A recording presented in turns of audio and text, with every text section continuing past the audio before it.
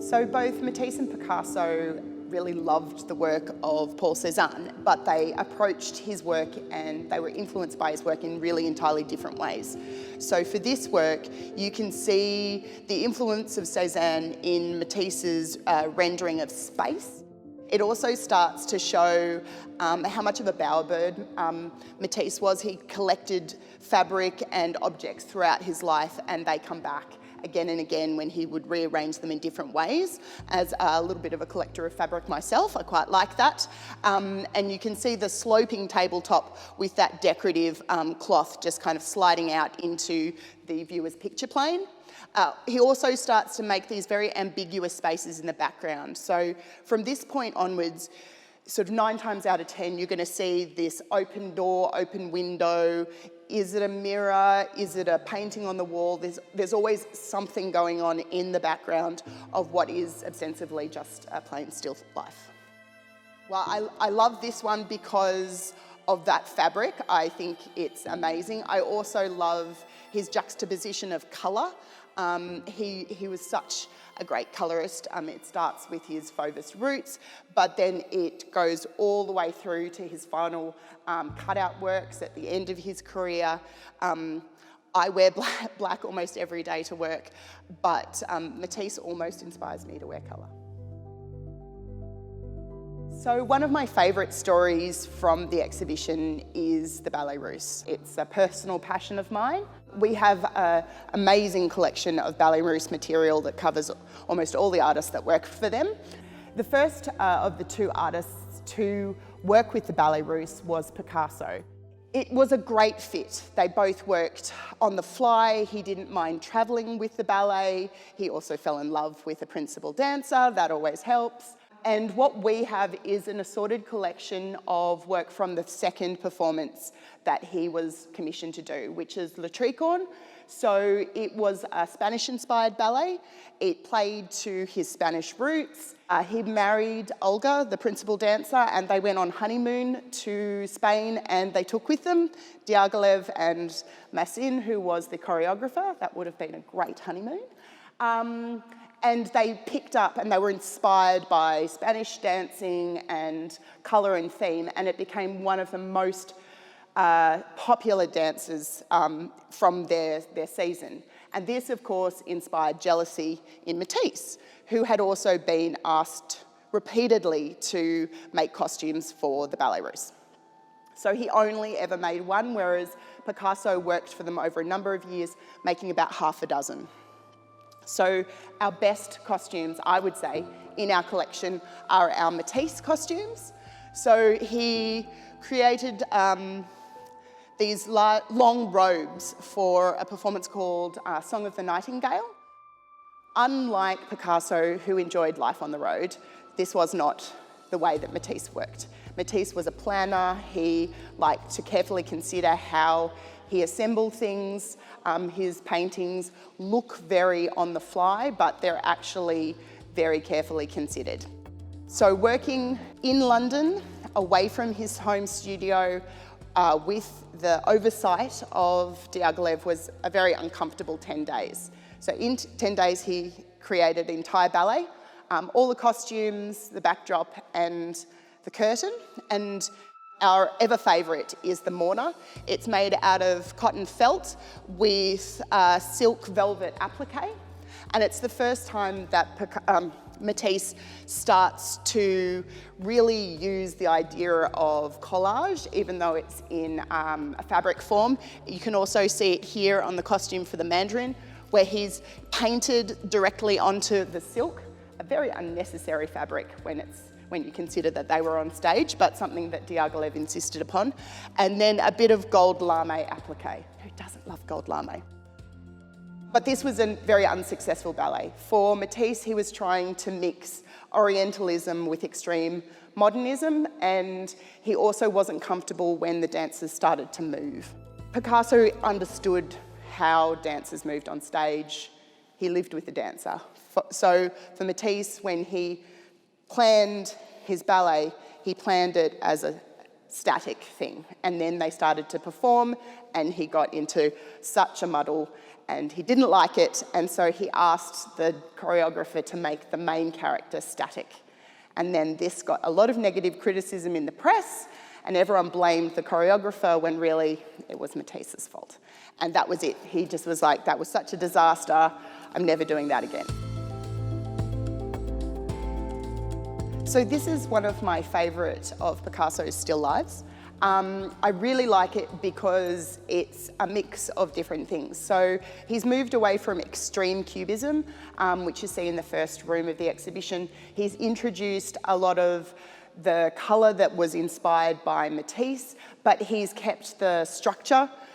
He's kept his cubist roots, and he continues to do this throughout all his still lifes that we see in the exhibition.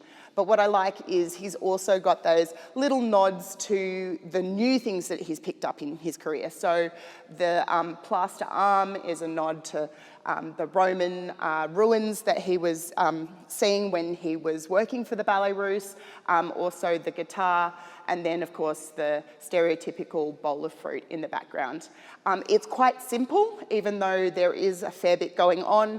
He's also using or sort of being influenced by Matisse with the cloth, although it's not patterned. That's not who Picasso was. He was a bit more clean in terms of his use of colour, whereas Matisse really enjoyed sort of the cacophony of pattern and style. But yeah, that's really why I like this one. So these works, or the series of works that Matisse produced in response to a trip to Morocco, are really pivotal in terms of his career. They're sort of the peak of his bowerbird attitude to things. He was so inspired by everything that he saw during this trip, and his travels do tend to have that knock-on effect where they inspire his work, not always, but often. So he brought back with him so many bits of cloth, wall hangings, bits of furniture, costumes, decorative art objects, and then he created these scenes in his studio in France where he put his models again and again. He dressed them up, he posed them, he called them odalisques, and this was at a time in France where Orientalism was incredibly popular, so these sort of paintings walked off the shelves. They were incredibly popular in the art market. He had again found his way. And of course, jealousy rears its ugly head again, and then we have Picasso sort of was inspired to respond. So this is a very large painting. The subject is his wife, Olga. The love had left that marriage, unfortunately, and he presents her, rather than the odalisque of Matisse's work, he presents her as a Gorgon. But other than that, he's also having a go at Matisse. Matisse was such an obvious target because he had these visual tropes that he used again and again. So we see that patterned and decorated background. We have the chair, which is so obviously taken from Matisse's studio, the odalisque sort of lounging with her leg up as often. He posed his models, and then that really obscure space in the back, which is potentially a mirror or maybe a window into another room. He wasn't having a serious attack on Matisse, it was more of a moment of humour. And I think that I really like the pairing of these two works because of that.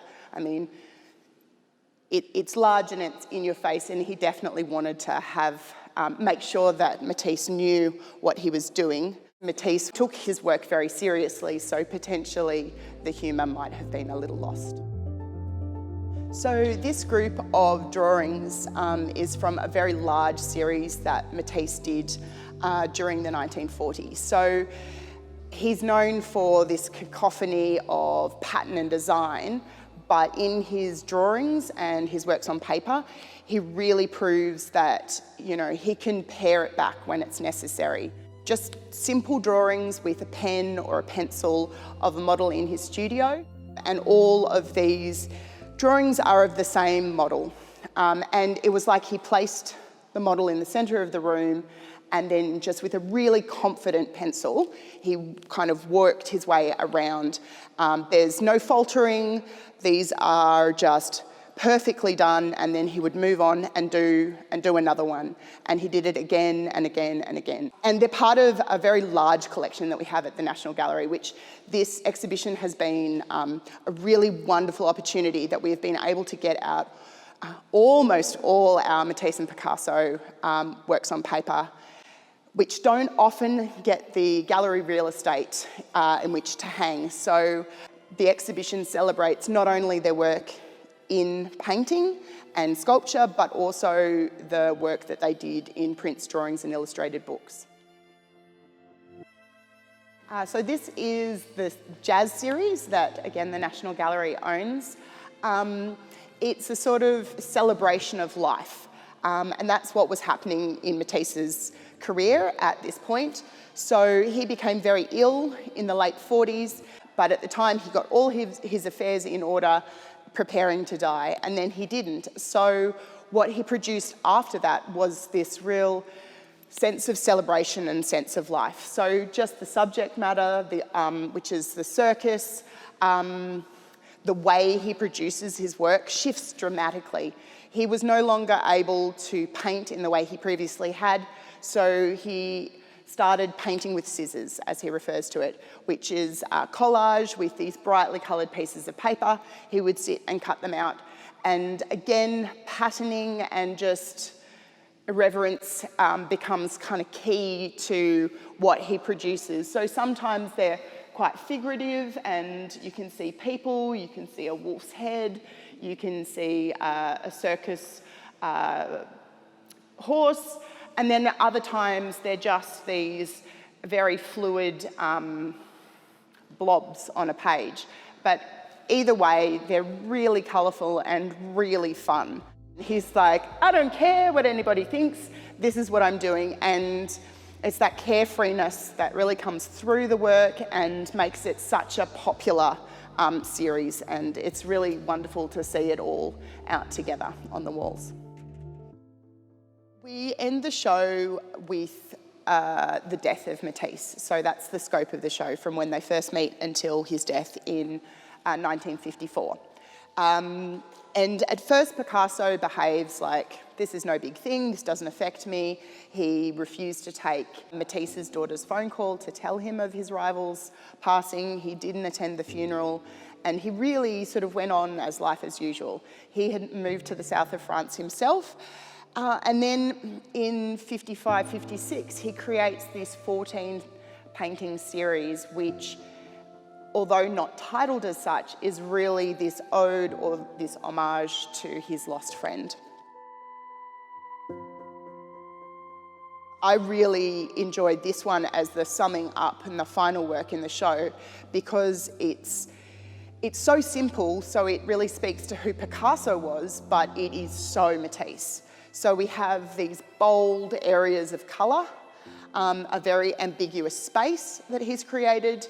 We have the open window with the palm trees from the south of France, which is sort of litter the works of Matisse for the second half of his career.